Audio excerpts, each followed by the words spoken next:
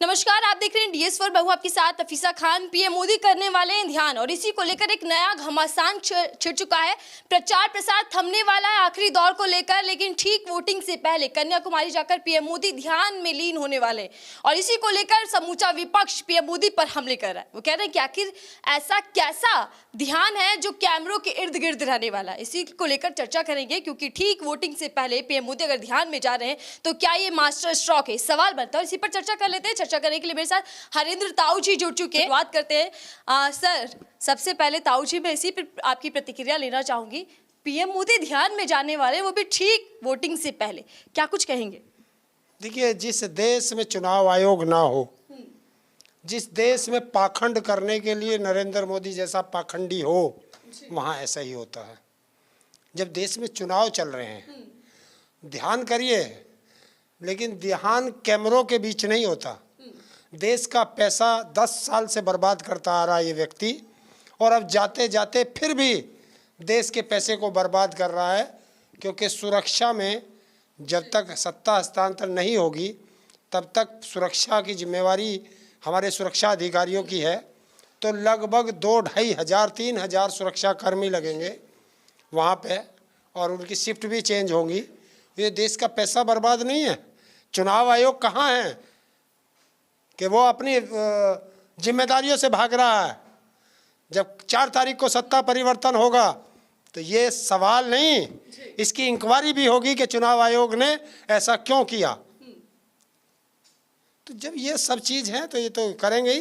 पाखंड है, पाखंडी तो ये पहले से था, हर रोज़ नया पाखंड करता है, फिर भी पाखंड कर रहा है। कर ले चाहे अब जो, तख्त बदल रहा है, ताज बदल रहा है, 4 तारीख को भारत का निजाम बदल रहा है। इस पर चर्चा करेंगे, लेकिन पीएम मोदी अगर ध्यान में जा रहे हैं तो उससे विपक्ष को दिक्कत क्या है? विपक्ष चुनाव आयोग पहुंच जाता है, सवाल कर रहे हैं कि आखिर ये कैसा ध्यान है, क्या दिक्कत है विपक्ष को? ये पाखंड है। ध्यान कभी कैमरों के बीच में कैसे हो सकता है? ध्यान मैं कर रहा हूं या ध्यान जन इस कैमरे से, दलाल मीडिया के कैमरे से जनता को दिखाना है? ध्यान करना क्या होता है? अपनी आत्मा की संतुष्टि के लिए करते हैं या जनता की संतुष्टि के लिए करते हैं कि वो मुझे देखे, तो चुनाव प्रचार होता रहे। चुनाव के समय हर समय इस दलाल मीडिया के कैमरे पर मैं दिखता रहूं, तो ये ध्यान नहीं हो सकता। ध्यान तो अकेले में शांतिपूर्वक किया जाता है। वहाँ इतना बड़ा शोर होगा, सब कैमरेमैन होंगे, पूरी फोर्स होगी, तो ये क्या दिखावा कर रहे हैं? अभी तो देखना, बड़ा बड़ा परपंच करेगा सत्ता छोड़ते हुए। लेकिन ताऊ, ये पहली बार तो नहीं है जब पीएम मोदी चुनावों के आखिरी दौर में, वोटिंग से ठीक पहले ध्यान में जा रहे हैं। उससे पहले भी गए हैं। 4 तारीख के बाद इसके पास समय रहेगा। रोज ध्यान में रहना किसने मना किया है? किसने मना किया? अपने घर में रोज 4 तारीख के बाद ध्यान में रहना। देश का पैसा क्यों बर्बाद हो रहा है? क्यों दलाल मीडिया उसको दिखा रहा है? तो ये चुनाव को प्रभावित करने का तरीका नहीं है। ये आचार संहिता, हमारी आदर्श आचार संहिता का उल्लंघन नहीं है। तो क्या पीएम मोदी खुद के प्रचार के लिए, खुद के प्रसारण के लिए सब कर रहे हैं ताकि चुनाव प्रभावित हो सके? और ये और क्या है? यही तो ड्रामा है। ये 2019 में भी किया था उसने, उत्तराखंड की पहाड़ियों पे बैठा था। देखिए, राहुल गांधी ने बिल्कुल सही कहा है कि जो मैं कहूँगा वो मोदी से कहलवा दूंगा, जो मैं करूँगा वो मोदी से करवा दूंगा। राहुल गांधी ने अपनी यात्रा उसी विवेकानंद धाम से शुरू की थी जहां आज ये उसके पीछे पीछे चल रहा है। राहुल गांधी ने फटाफट करी थी, इसने भी करनी शुरू कर दी। राहुल गांधी ने कहा था कि मैं इससे अडानी का नाम दिलवा कर रहूँगा, तो अडानी और अंबानी का नाम भी दिलवा दिया।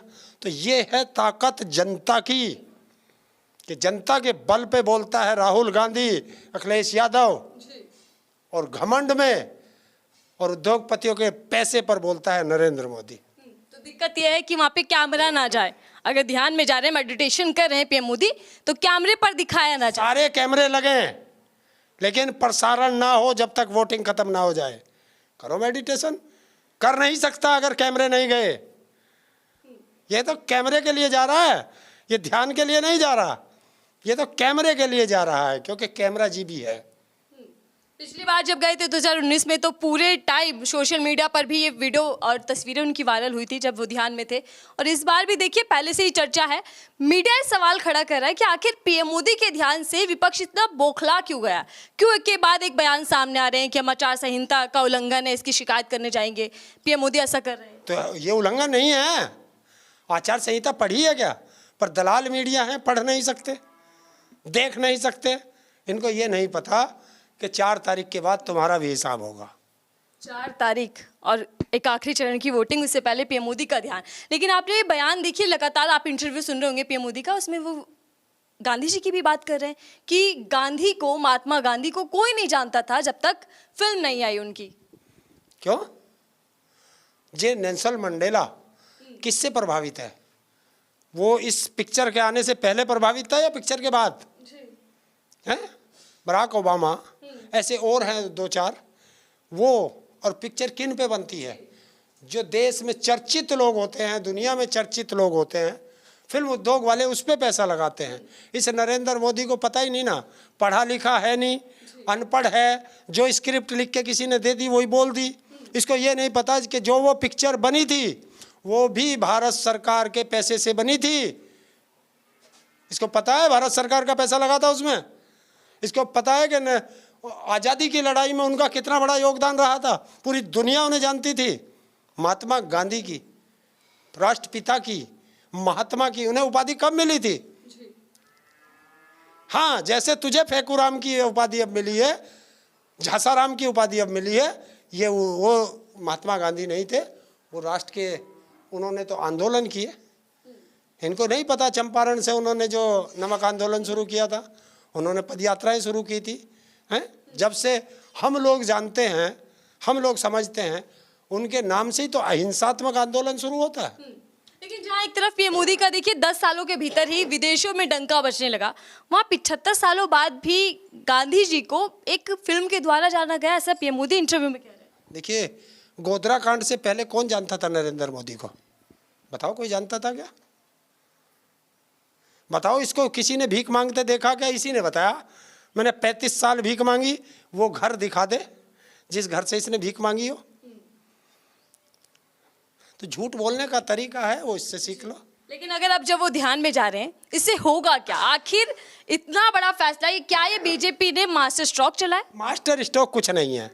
मास्टर स्ट्रोक जनता खेल रही है, जनता अपनी वोट का प्रयोग कर रही है, और जनता तय कर चुकी है कि इसको जो है हटाना है। तो मास्टर स्ट्रोक जनता खेलती है। मेरे कहने से थोड़ा ही हो जाएगा, या आपके कहने से हो जाएगा। जनता जनार्दन है देश की, वो मालिक है इस देश की। और जब जब ये राजनेता घमंड में आके उस जनता को भूलते हैं, वो जनता सत्ता परिवर्तन करके इनके मुंह पर तमाचा मार देती है कि हम मालिक हैं, तुम हमारे नौकर हो। वो इन्हें दिखा चुकी है जनता। लेकिन 400 पार फिर से भाजपा सरकार, रोड मैप तैयार है, विजन बिल्कुल क्लियर है, बिल्कुल साफ है। 400 पार ही है, 400 हमारी है, उसके पार की इनकी है। ये तो साफ बता दिया, इनके मुंह से बोल चुके हैं कि आपने राहुल गांधी की यात्रा की बात की। कांग्रेस के कई नेता कह रहे हैं कि जहां से यात्रा की हमने शुरुआत की, मोहब्बत की दुकान की बात की थी, वहां अब नफरत की दुकान खत्म होने वाली है पीएम मोदी के ध्यान को लेकर। देखिए, ये सच्चाई है। नफरत ज्यादा दिन नहीं चलती, प्यार दुनिया में चला है और चलता रहेगा, ये सदियों तक रहेगा। नफरत कभी कभी आती है, और जब नफरत हारती है तो वो प्यार के पास ही जाकर हारती है। तो वहां से प्यार शुरू हुआ था। वही विवेकानंद जी है जो शांति का संदेश देने चले थे देश में, वही प्यार का संदेश बांटते थे। अब इन नफरतियों को उनके द्वारे जाना पड़ रहा है। तो इससे साफ जाहिर है कि नफरत हार रही है, मोहब्बत जीत रही है। चलिए, धन्यवाद ताऊ जी हमसे बातचीत करने के लिए। हालांकि हम चर्चा कर रहे हैं पीएम मोदी के ध्यान को लेकर, जब वो ध्यान में लीन होने वाले हैं, ये मास्टर स्ट्रोक है बीजेपी का या फिर फंस गई है बीजेपी, क्योंकि पूरे समूचा विपक्ष ने घेर लिया इस पूरे बयान को लेकर। लेकिन सवाल ये है कि लगभग आधी तस्वीर चुनावों की खत्म हो चुकी है। उससे पहले ध्यान में अगर पीएम मोदी जा रहे हैं तो इसका असर चुनावों पर कितना पड़ने वाला है? क्या प्रभावित करने के लिए पीएम मोदी ऐसा कर रहे हैं? हालांकि 4 जून को जो नतीजे आएंगे तभी पता चलेगा कि सरकार कौन बना रहा है। लेकिन दावे और वादे दोनों तरफ से। फिलहाल के लिए दीजिए।